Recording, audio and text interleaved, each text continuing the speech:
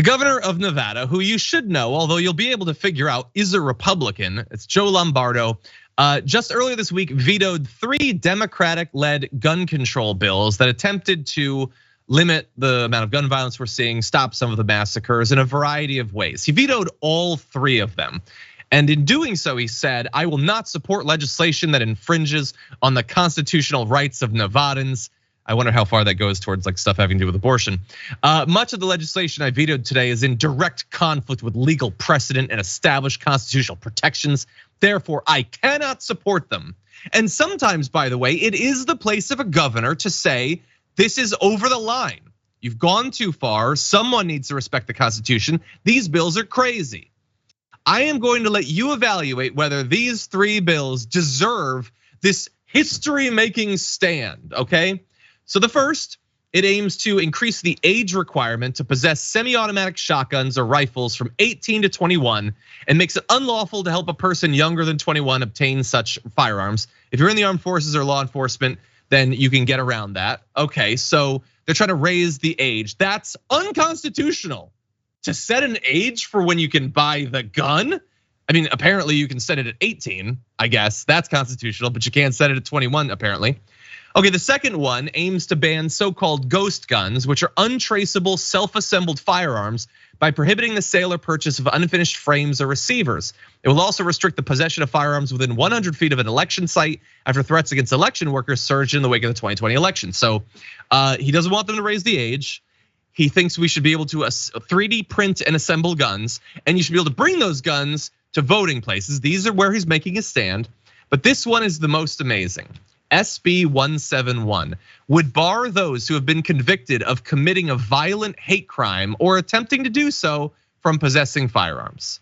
He is taking a stand to make sure that those who have committed or tried as hard as they could to commit violent hate crimes have the ability to get a gun. And I think especially those who tried and failed to commit those hate crimes need a defender like this because they've already proved they can't get it done. Maybe a gun will allow them to finally live out their hateful dreams. Brett, what do you think? If you replace like the word gun in all of these with like rainbow hat, he would sign off on all of these laws immediately. 100%. That's what's so insane. And I love these laws. If it was a dildo. Yeah, like a rainbow dilder. Thank you, John. Yeah, sure. Yeah, like any of it. They would sign off on it so fast. And that just lets you know where the priorities are. And that's why I like what these laws are written to do. And they're written to get this guy to sign a veto. But in a veto, he's actually saying what he's for. John outlined those things that this guy is for. And none of those things are reasonable stances. Yep. Like none of them are. And when I say, if maybe it's like a movie or own a pamphlet about trans, gender affirming care, they'd be against that. But that is a First Amendment right. That's a free speech right, essentially. That those laws, the fake laws I'm bringing up, would violate the same way they're saying it would violate a second law. But you just have to say you have free speech, but you can't yell fire in a crowded room. I think that is just as reasonable as saying you can own a gun, but not if you've been convicted of a violent crime. And then go to Jordan Neely. They're saying this guy did a violent crime back in the day, and we should be able to kill him now. Is the argument from the right about the guy in the subway who was killed? And they're saying, look at his past, and that gives me the ability to kill the guy. That's their argument. So in this situation, I think a lot of the same logic applies, and they're just showing their double standard hypocrisy. Yeah, that is a great comparison. Like having been violent in the past is justification for me to choke the life out of you, but not justification for me to stop you from having a gun that might let you kill me if I try to choke the life out of you. It's amazing.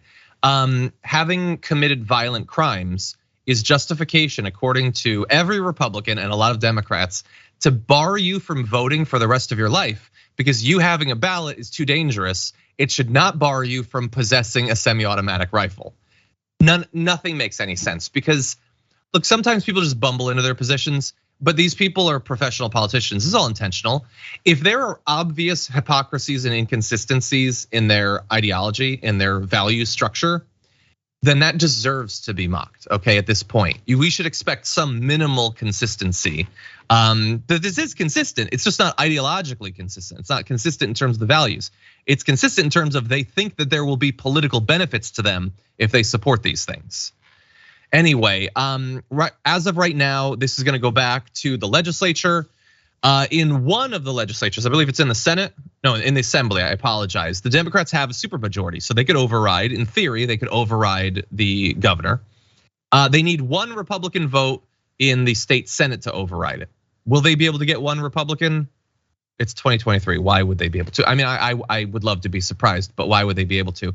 And isn't it amazing that this happens less than a week after, I think it was North Carolina, the Republicans passed this anti-abortion legislation, which was vetoed, and they were able to override the veto thanks to the fact that a Democrat who had previously spoken out in support of abortion access switched parties and then helped them break the governor's veto. Like, these tiny little margins are so important. And it seems like when it's the right who needs something, there's always one Democrat who's willing to switch over. We'll see if the Democrats are as blessed when it comes to stopping people from getting these guns. And the last thing I'll say is, like, Tim Pool had this tweet that was like, the right has won the argument of guns because there's so many pro-gun laws in America. And that is not the same as saying that America wants those laws. Mm-hmm.